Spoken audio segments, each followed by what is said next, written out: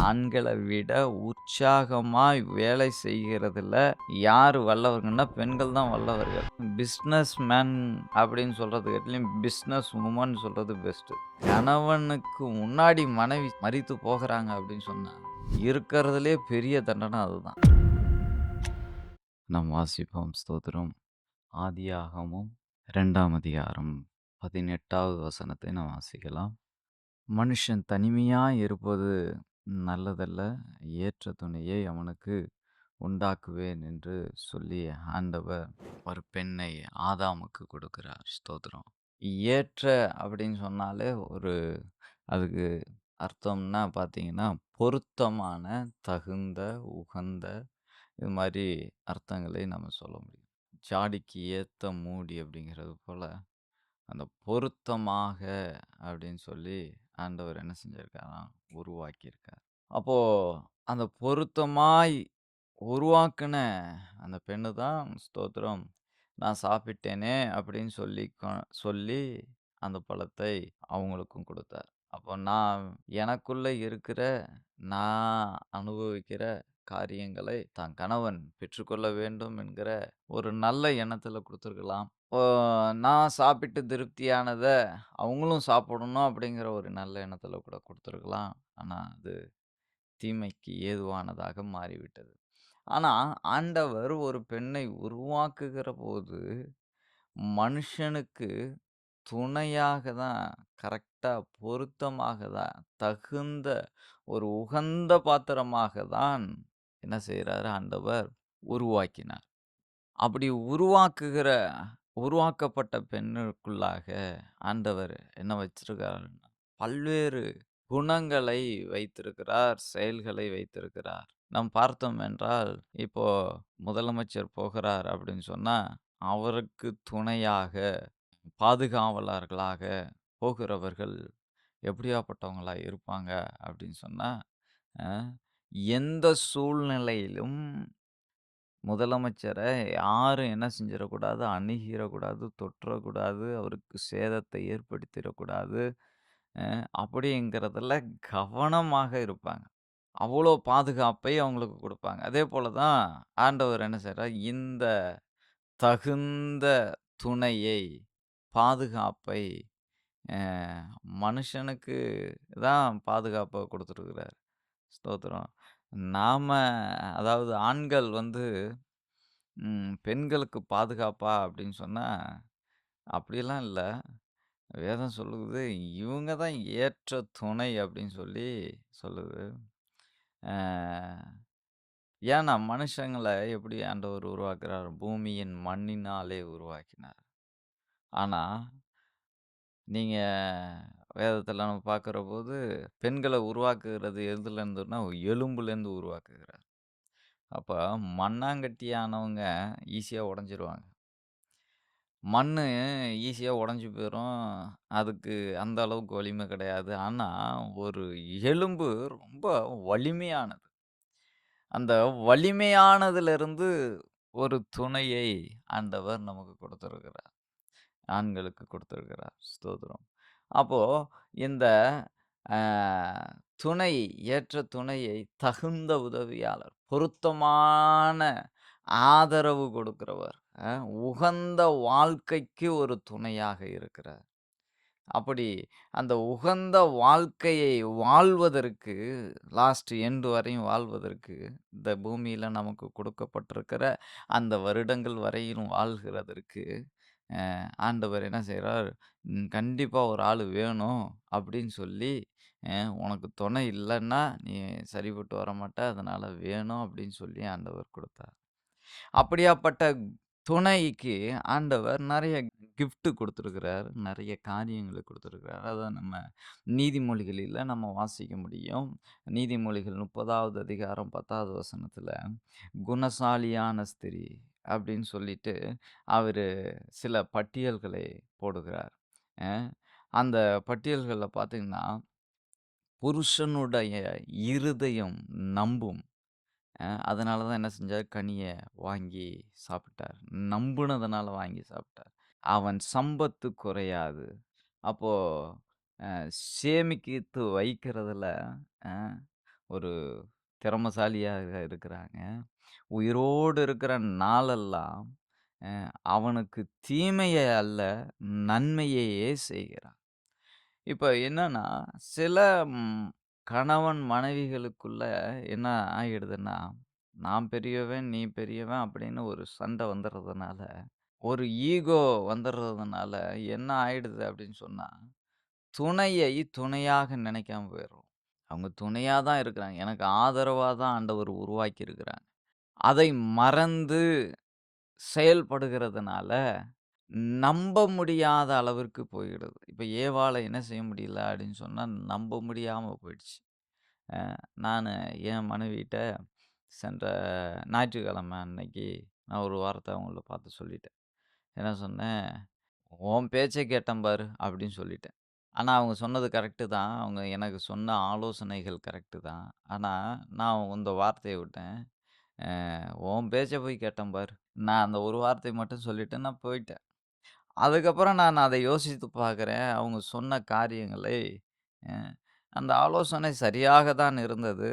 அ ஆண்டவர் எனக்கு சரியான துணைய தான் குடுத்துருக்காரு. சரியான ஏற்ற துணைய தான் குடுத்துருக்காரு. இன்றைக்கு நான் அத குறித்து தானே நான் ஜெபம் பண்ணேன்.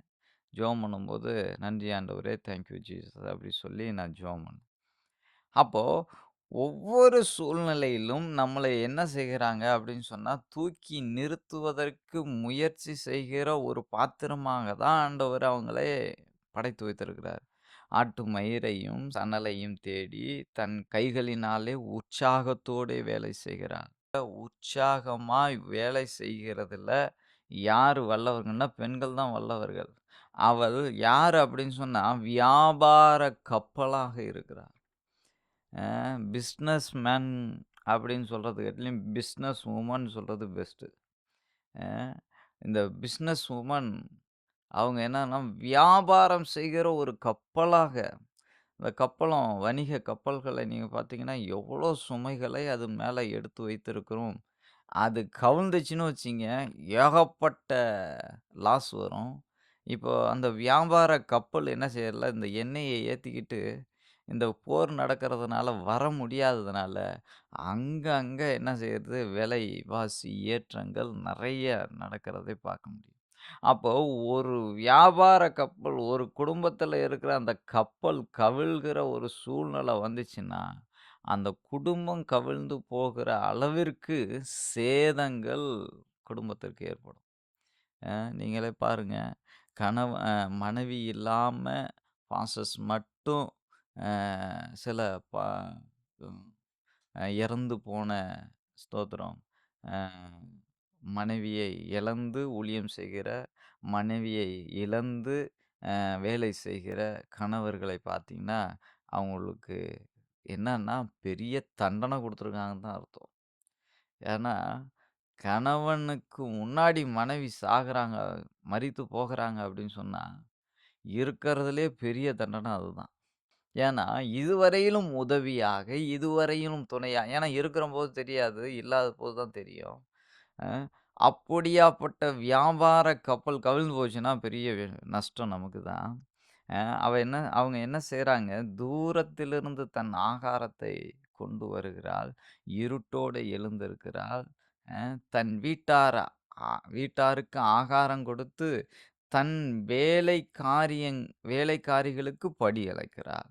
ஒரு வயலை விசாரித்து அதை வாங்குகிறாள். அப்போ நானும் இந்த சர்ச்சு கட்டுறதுக்காண்டி எங்கெங்கேயோ நிலமெல்லாம் தேடி கீடி அலைந்தேன். ஆனா இதுவரையிலும் எனக்கு கைக்கூடி வரல. ஆனா வேதம் என்ன சொல்லுது அப்படின்னு சொன்னா, பெண்ணு வயல விசாரிக்கிறாளாம். அந்த வயல விசாரித்து அவள் வாங்குகிறாள். தன் கைகளின் சம்பாத்தியத்தினால் அதுல திராட்சை தோட்டத்த நாட்டுகிறாள். அப்படின்னு சொல்லி ஆண்டவருக்கு அந்த கிஃப்ட்ட யாருக்கு குடுத்து வச்சிருக்கிறாரு அப்படின்னா, பெண்களுக்கு தான் குடுத்து வச்சிருக்கிறாரு.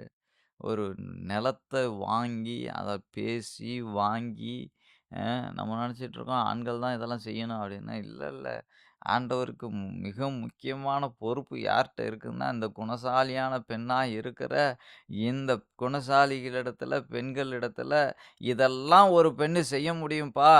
அவள்ட்ட இந்த கிஃப்ட்டெல்லாம் நான் வச்சிருக்கிறேன்ப்பா அப்படின்னு சொல்லி இங்கே எழுதி வைத்திருக்கிறார்.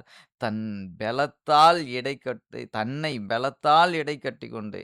நீங்க யாரும் பெண்களுக்கு வந்து இத சாப்பிடு, அத சாப்பிடு அப்படின்னு சொல்லி ஊட்டிலாம் வளர்க்க வேண்டியதில்ல. ஏன்னா, அவங்க எப்படியாப்பட்டவங்கன்னா, அவங்க சாப்பாட்ட அவங்களே எடுத்துருவாங்க. நான் சாப்பிட்டது போக தான் மிச்சம் உங்களுக்கெல்லாம். அப்படிங்கிறது போல, அவங்களுடைய பலத்த அவங்க சாப்பிட்டு, அவங்களே என்ன செய்வாங்களாம், தன்னை இடைக்கட்டிக் கொள்ளுகிறாங்க. தங்களை பாதுகாத்துக் கொள்ளும் வலுவான ஒரு சரீரமாக தங்களை கட்டி காத்துக் கொள்ளுகிறார்கள். அ அ இதில ஆண்கள் சமைச்சு போடுறாங்களா? அப்படின்னா இல்ல. ஆண்கள் அவங்களுக்கு ஊட்டி விட்டு, "நல்லா சாப்பிடுமா, நல்லா சாப்பிடுமா" அப்படின்னு செய்றாங்களா? இல்ல. அப்போ தன்னுடைய உடல்ல கவனமாகவும் இருந்து கொண்டு, தன் வீட்டாருடைய உடலிலும் கவனமாக இருக்கிறது தான், இந்த குணசாலியான பெண்களிடத்தில ஆண்டவர் குடுத்திருக்கிற ஒரு பெரிய கிஃப்ட்டா இருக்கிறது. தன் வியாபாரம் பிரயோஜனம் உள்ளதென்று அறிந்து செயல்படுகிறவளா இருக்கிறார். இன்னும் நீங்க படிச்சுக்கிட்டே போலாம். இன்னும் நெறைய குணங்கள் அதில சொல்லப்பட்டிருக்கிறது. அவ தேவனுக்கு பயப்படுகிறவளா இருக்கிறாள். நம்பிக்கைக்குரிய ஒரு பாத்திரமாக இருக்கிறாள். நல்ல உழைப்பாளியாக இருக்கிறாள். அப்புறம் இரக்கம் உள்ளவளாய் இருக்கிறாள். ஞானம் உள்ளவளாய் இருக்கிறாள். குடும்பத்தை குறித்ததான அக்கறையாக அக்கறையாக கவனித்துக் கொள்ளுகிறவளாய் இருக்கிறாள். நல்ல சாட்சியுள்ள ஒரு வாழ்க்கையை வாழுகிறாள். இப்படியாப்பட்ட குணங்களை எல்லாவற்றையும் அ ஆண்டவர் யாருகிட்ட குடுத்திருக்கிறார் அப்படின்னு சொன்னா, அந்த ஏற்ற துணைக்கிட்ட குடுத்திருக்கிறார். நீங்க பார்த்தீங்கன்னா, இப்ப விஜய் முதலமைச்சரா இருக்கிறாரு. விஜய் முதலமைச்சரா இருக்காரு. அவர்ட்ட எத்தன துப்பாக்கி வச்சுக்கிட்டு போறாரு? கொஞ்சம் யோசிச்சு பாருங்க. ஏன்னா, அவருக்கு துணை இருக்கிறாங்க. துணையாக ஒருத்தர வச்சு நெறைய பேர வச்சிருக்கிறாங்க. அவங்கள்ட்ட தான் எல்லா துப்பாக்கியும் இருக்குது. அ எல்லா பாதுகாப்பு ஐட்டங்களும் அவங்கள்ட்ட தான் இருக்கு. இப்போ நமக்கு அதாவது ஒரு ஆணுக்கு துணை யாரா வச்சிருக்கிறாரு அப்படின்னு சொன்னா, ஒரு பெண்ண வைத்திருக்கிறாரு. அதனால தான் இவ்ளோ குணங்கள அவங்களுக்குள்ள வச்சிருக்கிறாரு. இவ்ளோ காரியங்கள அவங்களுக்குள்ள அடக்கி வைத்திருக்கிறாரு.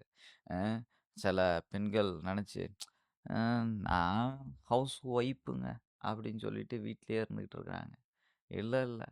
அ அவங்க தான் துணையாக செயல்பட வேண்டியவங்க. வியாபாரத்த செய்ய வேண்டியவங்க. வீட்ட கட்ட வேண்டியவங்க. கைகளின் சம்பாத்தியத்தினால வீட்ட எழுப்ப வேண்டியவங்க. தம் வீட்டை விசாரிக்கிறவங்க. வயல் நிலங்கள வாங்குறவங்க. வியாபாரத்த செய்கிறவங்க. அ வீட்டாருக்கு சம்பளம் குடுக்குறவங்க. இவங்க இது எல்லாமே யாருன்னா பெண்கள் தானாம். அ. அப்போ இந்த வார்த்தைய நான் படிக்கிறபோது ரொம்ப அதிசயமா, அ "அப்பா! நமக்கு எல்லாம் இருக்கிற பாரமெல்லாம் போயிடுச்சுடா" அப்படிங்கிற மாரி தோணுச்சு. ஏன்னா, எனக்கு துணை இல்லையே அப்படின்னு சொல்லி நான் ரொம்ப சில நேரத்தில, இதுக்கு உதவி செய்யறதுக்கு யாருமே இல்லையே அப்படின்னு நெனச்சுக்கிறப்போ, இந்த வார்த்தைகள்லாம் படிக்கிறபோது, ஏப்பா! பக்கத்தில இவ்வளோ பெரிய துணைய வச்சுக்கிட்டு நம்ம என்னென்னமோ செஞ்சுட்டு இருந்திருக்கிறோமே! இது எதுக்கோ பிரயாசப்பட்டுட்டு இருக்கோமே! அப்படின்னு நெனச்சு, என் பாரத்தையே இறக்கி வச்ச மாரி ஒரு ஃபீல் உண்டானுச்சு. இந்த வார்த்தைய நான் படிக்கிறபோது.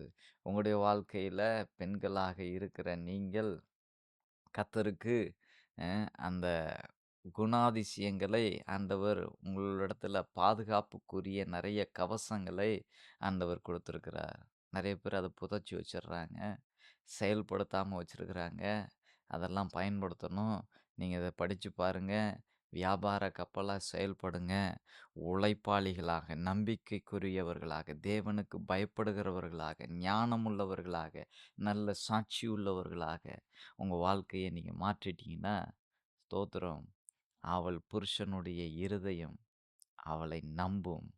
நம்புகிறவளாக நம்ம மாறிருவோம். அன்னைக்கு நம்பாம போனாரு ஆதாமு.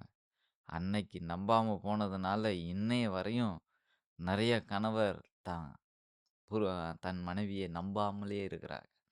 அப்போ அந்த கட்ட உடைக்கணும். அது வந்து பெரிய ஒரு கட்டு. இந்த கட்ட உடைச்சிட்டோம்னு வச்சுக்கங்க, குடும்பம் எங்கேயோ ஆண்டவர் நினைக்கிற பரலோகத்தின் நிழலாட்டம் தான் பூமியில இருக்குது. நாம எல்லாரும் மணவாட்டியா அவருக்கு முன்பாக நிப்போம். அ அப்போ மணவாட்டியாய் நிற்கிறபோது, நான் இங்கேயே சரியில்ல அப்படின்னு சொன்னா, அங்க போய் நிக்க முடியாது. அ ஆகையினால இந்த வார்த்தைகளின்படி நம்மளை கட்டி எழுப்புவோம். கர்த்தர் உங்களை ஆசீர்வதிப்பார். God bless you.